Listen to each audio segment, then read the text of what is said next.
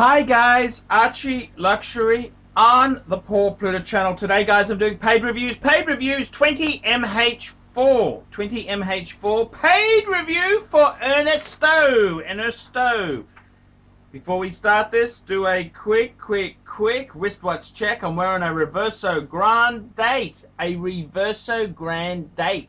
I love this watch. Manual wind, 7-day power reserve.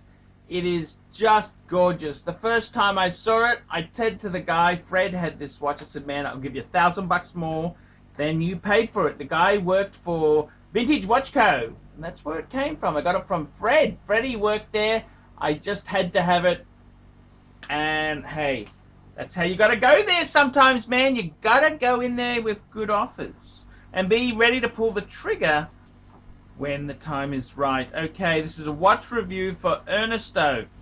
Please find $300 deposited in your PayPal, which is roughly $200 for the watch review, and answer my question. And $100, I insist, is you get a really good bottle of single malt Islay, such as Better Bottle or Bowmore or Lagavulin. Ooh, that's good stuff. Please do not read this review when... Please do this review when you are in a positive frame of mind and actually feel like doing a review without feeling under stress.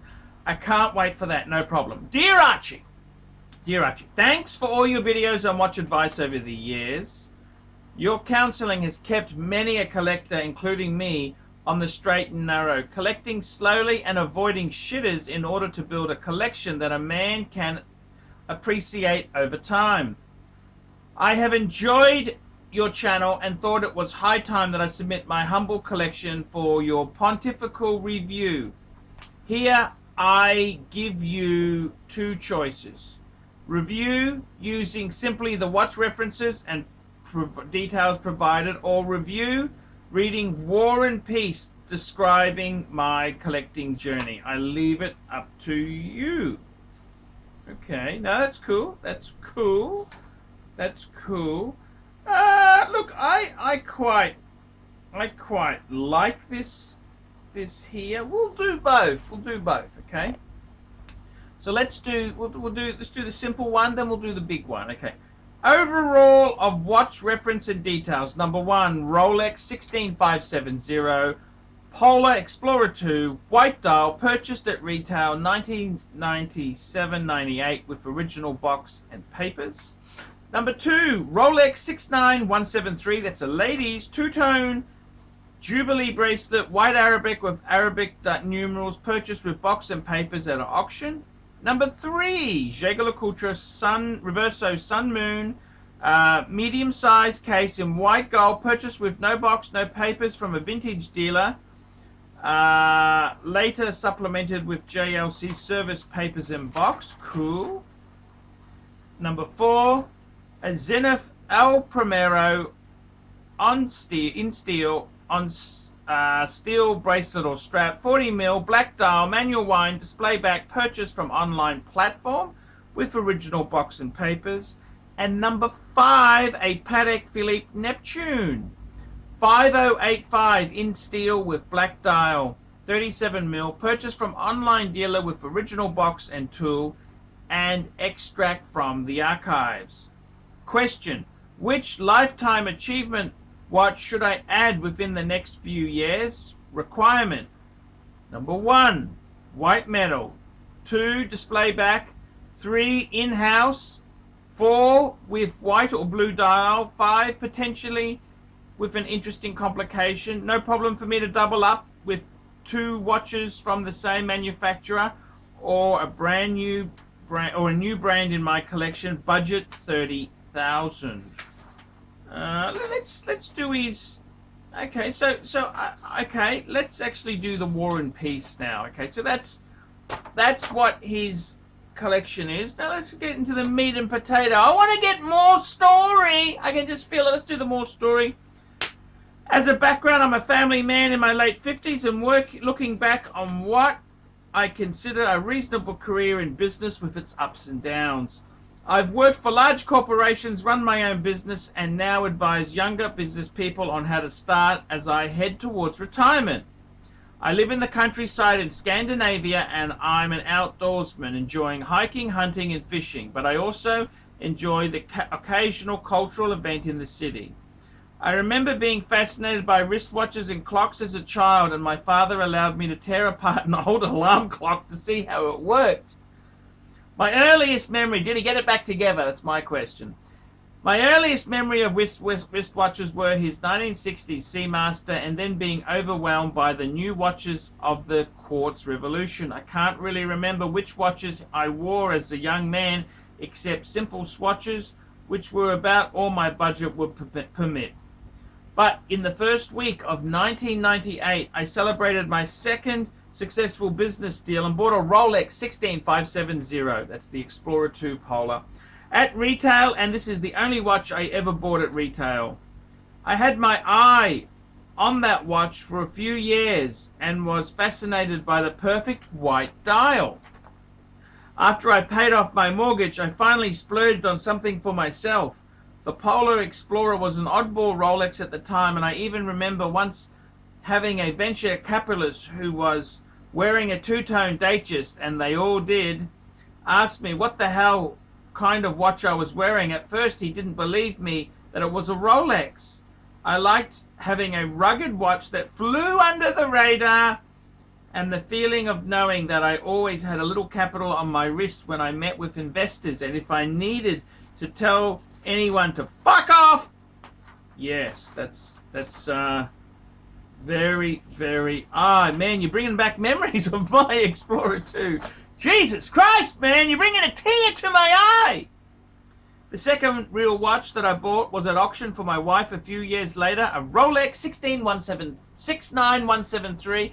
I have the same watch, 69173.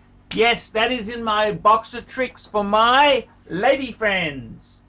Two-tone, absolutely cracker of a watch. Two-tone, Jubilee bracelet, white dial. I've got a salmon-y pink dial. White dial and Arabics with box and papers. This is classic women's Datejust in the old small. I love the 26. Sorry, they're 26 mil. 26. I love the 26 mil size. Man, this is a Datejust. This is what it's supposed to look like. I have offered to upgrade this to a more No, don't do that. It's gorgeous. But my wife refuses, and you would have to fight her to get it off her wrist. She wears it constantly. It is probably the most appreciated gift I've ever... Man, enjoy it. It's a great watch. Most appreciated gift I've ever given her. That's... Man, what's amazing. For many years, I was a one-watch guy. Yes, same as me, man. Man, I had the Explorer 1. I know exactly. I was a one-watch guy until one of my sons developed an interest in the hobby, which I began to share with him. We bought and sold several watches together, and there were more mistakes than I care to remember. With chop shop vintage Rolexes, for example, it took a few years to acquire some knowledge and develop more of an appreciation for fine watchmaking. And with this, I decided to stop making mistakes in my collection. I began with a different mindset. I now only collect 90s and noughties watches in white metals. Good. Well, nothing wrong with that. With in-house movement, sapphire crystal, and all parts and service available to guarantee integrity of the pieces. I also recognize and embrace my own preference for what others consider to be oddball watches. Screw the crowd. The next watch that I wound up with in my collection was a JLC Reverso Sun Moon reference 270.3.63 with black dial in white gold. Man, white gold, that's beautiful. Bought from a reasonably priced vintage dealer, if you can believe that. I've since supplemented this with service papers and a service box. Man, you can occasionally get a box off eBay. They do come up, so yeah, don't be disheartened there. I think I actually have a modern box, if you're interested. I think it owes me about $130, but hey, I'm not trying to plug my box. I got a spare one. If you're interested, just I think have I still got it? I think I do. I think I do. So let me know if you're interested. I'm not trying to push you. I needed a dress watch on occasion and want something with interesting complications and an exhibition back. I love that watch is very similar to the Reverso Grand Date that I've got. Yes, I love it. I love it. I fell for this watch immediately the first time I saw it. I now wear this watch for occasional business and other events if things get boring. I just flip the watch over and admire the wonderful manual wind movement. After this, I felt the need for a chronograph, and some exploration began, looking at early 90s El Primeros, which I admired. Of course, I fell in love with an oddball bunch. The manual wind El Primero reference, he's quoted me a number, but that doesn't matter because who really. 40mm black dial with display case. Of course, many purists ask what it is. Ask what is the point of having a manual wind El Primero. The original was significant precisely because it was one of the first automatic chronographs. Yes, but I love the manual wind chronograph, and I think they missed the point of the El Primero was not only the first automatic but also the first high beat, yes, chronograph. Anyway, I don't care, and the display back and on the manual wind movement allows you to see everything without being obscured by a winding mass of the automatic. I don't know if it comes across in the photos, but this watch is a steel stunner with wrist presence like a sports Rolex. I consider this watch good value on the online market where I picked it up with box and papers. So for a while I was a 3-watch guy. I enjoyed 3 watches, I must say that. 3 watches. I was a 3-watch guy and very happy with the versatility of the collection, but as time went on I became more interested in 90s versions of the integrated bracelet sports casual watch originating from the 70s. I admire and inspected Royal Oaks, Aquanaut and overseas, but I never felt a strong attraction for any integrated bracelet watch until I saw the Patek Philippe Neptune, reference 5085 in steel. 37mm black dial, bought reasonably well from an online dealer and extract from the archives. This is now my daily wear and gives me constant enjoyment while flying under the radar in business environment with everyone except the rare Patek aficionado. I know the Pontiff has been critical of this watch in the past due to the bracelet, but honestly it is very comfortable and I don't at all mind it being able to switch to a strap for one of my watches. I am firmly convinced that anyone who criticized the look of the bracelet has never seen one on their wrist, and the symmetrical dial is amazing. So there you have it, my 4-piece oddball collection. I look forward to your completely frank and honest review. And I gotta tell you there, yes, I gotta say, you've got, okay, what do I say? What do I say to this guy here? Well, I think you've really you put so much thought, effort into this. I love it. I love it. I love it. I love a well thought out collection. The Explorer 1. Well, guys, you're making me sad for selling mine. I sold mine last year to buy a Patek. I gotta be honest with you. It's beautiful. It is beautiful. It's really beautiful. So I can't criticize that choice one bit. It's very beautiful, beautiful watch. That Explorer 2, absolutely amazing. It's an amazing piece. It's very much amazing. Okay, it is absolutely amazing. Explorer 2. Oh, it flies under the radar. Man, you just nailed it, me man. You're pulling at my heartstrings. Then you got a 2-tone date just for your wife. Man, that is absolutely perfect watch for a lady. It's waterproof. It's classy. It's elegant. Absolutely, I get that watch. I've owned a number of those watches. When I've got stuck financially, never had a problem selling them. I've got one at the moment. I do have one myself. Then you've got the the Jaeger-LeCoultre Reverso, the Sun Moon, the Reverso Sun Moon. Love it, love it, love it. White gold, man. And that smaller size is kind of the classic size. That's what the original Reverso would have been. The Zenith,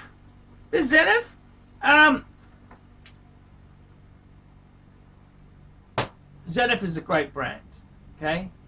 You put thought and I can't criticize it, man. They are soft in the secondary market. I love the Arabics on the dial. I like it. I like it a lot. I like it. Yes.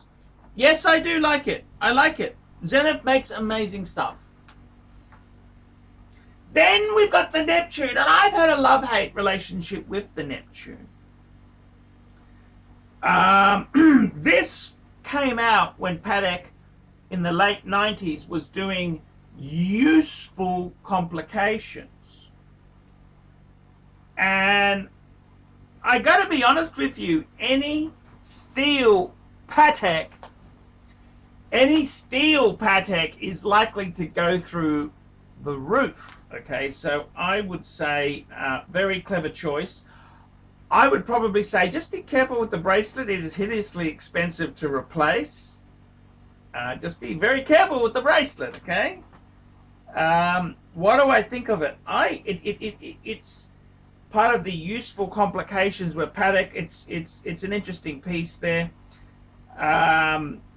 It uses the micro rotor 240 movement. That's why it's got the sub seconds, because the 240 movement doesn't support center seconds. It's got the sub seconds. It's got the date at the 7, and it's also got a power reserve, which is a. What do I think of it? It's a great watch. It is a great watch. It's a Patek Philippe, for God's sake. I absolutely love it. Absolutely love it. Absolutely love it. Okay, I think, yeah, I like it because it's not part of the Aquanaut and Nautilus set. You know, it's a steel Patek. I love it because I don't want things that, you know, sometimes people, they go and buy the things that are popular and trendy, you know, but I don't think they're true enthusiasts. You know what I mean? I love the black dial on this. If you ever seen a 5085, beautiful black glossy dial there. I love it. I honestly, I think that's the nicest Neptune model. Okay, the Neptune itself, I think the Neptune's got a chance of it going popular. Anything that is hated must come back. So the Neptune itself, I get it. No, I wouldn't discount that. Okay, now Lifetime Achievement Award in the next 5 years. Okay. Now you got some beautiful pieces, and I've got to be totally honest with you. Okay, Lifetime Achievement Award. There is only 2 brands to consider: Lange and Patek. Lange,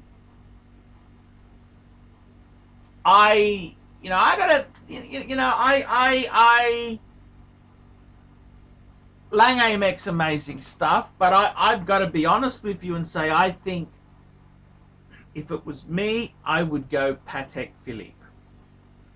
What would I buy? So you've said, firstly, it must be white metal. No problems. Has to have a display back. No problems. In-house movement. No problems. White or black dial. No problems. Okay. You know what I would go for, seriously?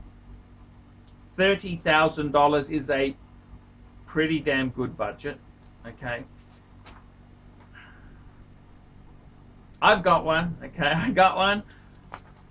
I would go for either a 5127, 5107. That's the same sort of. They're both very similar. Or a 5296. Patek Philippe, white gold dress watch. Automatic, they use either the 315 or the 324 movement. Big gold rotor on the back. It's different movement to your 5085 because that uses a 240 movement, so it's kind of the two main paddock movements. You'd have both. It's just the ultimate achievement watch. I mean, you could go tacky and get a president, but no. Get a Calatrava. And I mean, Calatrava is out of fashion. They all want Nautilus or Aquanaut. So we're going to go white gold. You've got a beautiful white gold in the JLC. Let's add a Calatrava. Definitely. That's what I would do. Definitely.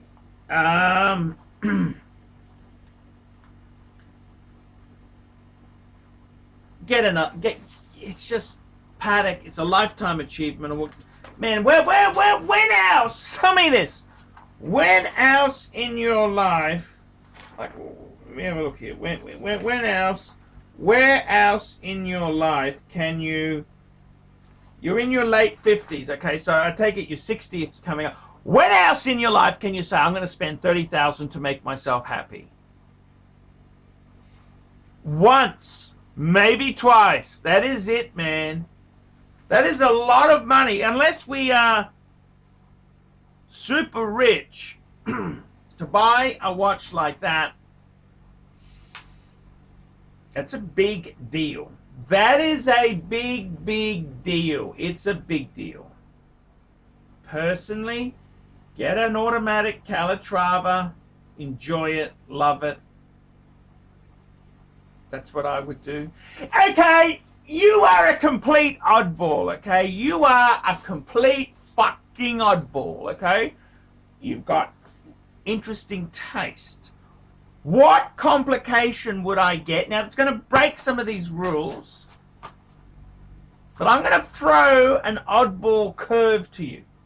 It's manual wind, white gold, Patek 5134. Patek 5134. It's a Calatrava, 37 mils, travel time. It's manual wind, and it's a travel time.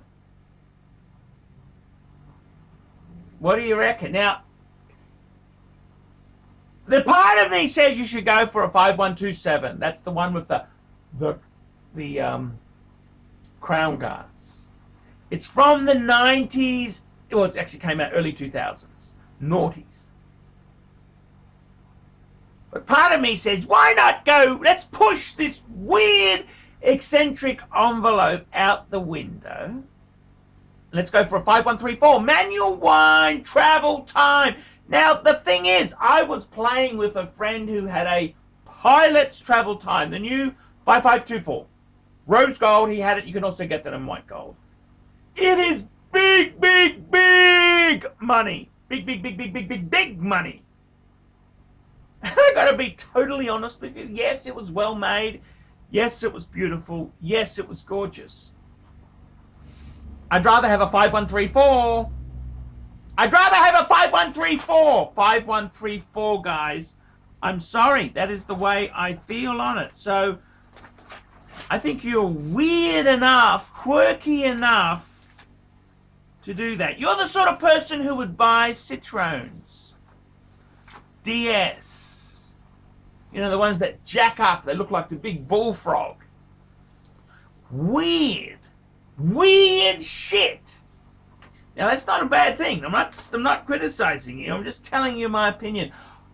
I'd go for a 5134. They are good bang per buck. They're a Patek Philippe Calatrava with a complication. It's a different. It uses the 215 manual wind movement that Patek is famous for. Yeah, that's what I do. That's what I would do. It's weird. It's funky, man. I don't know. If you want to be super conservative, you just get a 5127, which is also absolutely gorgeous. If I had a choice of a 5127 or 5134, I'd probably go 5127 because I think it's just elegant. I kind of think it's cleaner. It's automatic. I like the automatic. I do like the automatic, okay? Automatic with a date. It's just a watch that's no compromise. It's just a lifetime achievement award.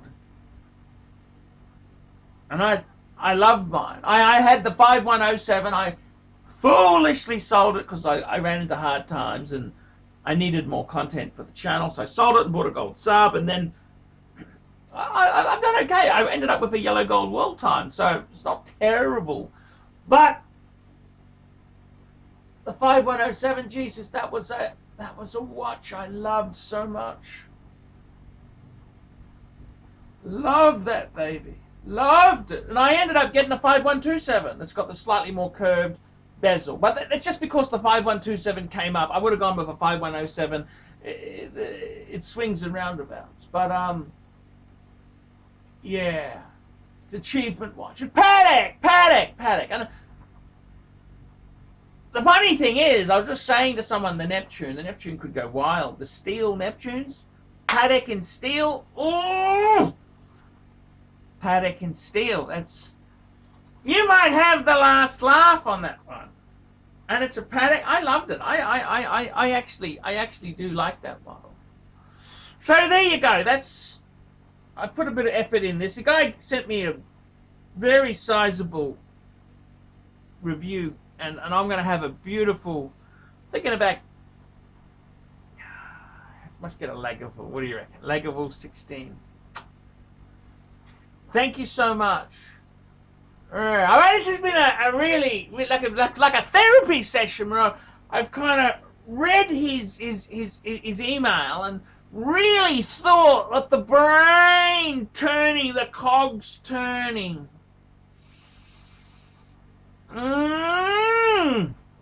Yes indeed. Guys, like, subscribe, tell your friends. Don't be afraid to put some negative comments down below. And guys, remember, man cannot live on Google Ads alone. I need these paid reviews to keep me on the tubes. Without these paid reviews, I'd sink. I would sink, and I would stink. I would sink. So these paid reviews keep me going. If you haven't done a paid review, $50 US, I'll review your collection.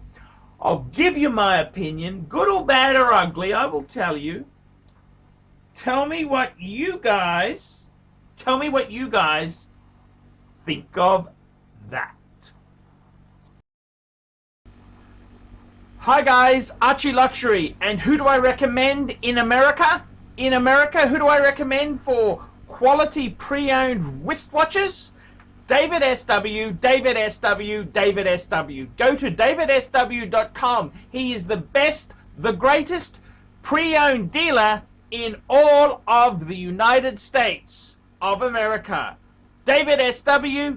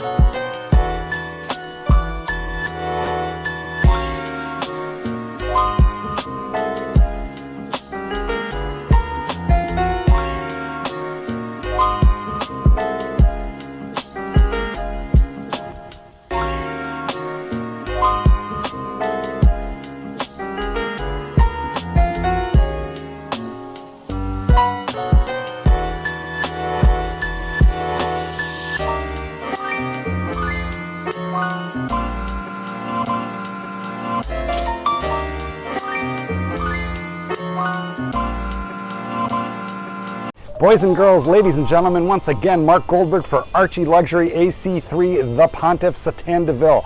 I want to sincerely thank you for having sat through this video because I know it was awful, but you know what? You do it for the greater good of humanity. Thank you so much. Now, a couple of quick pieces of homework. Now that you've watched this video, I would like you to hit thumbs up If you must, hit thumbs down, but if you'd hit thumbs up, I would especially appreciate it. Go ahead and leave a really nasty comment and tell him how awful this content was, but most importantly of all, the entire reason that I am linking up with ArchieLuxury in the first place. I am a published author. Let Dogs Be Dogs, available in bookstores, Amazon, and electronically somewhere near you. Remember, ArchieLuxury, he's not just a figment of your imagination.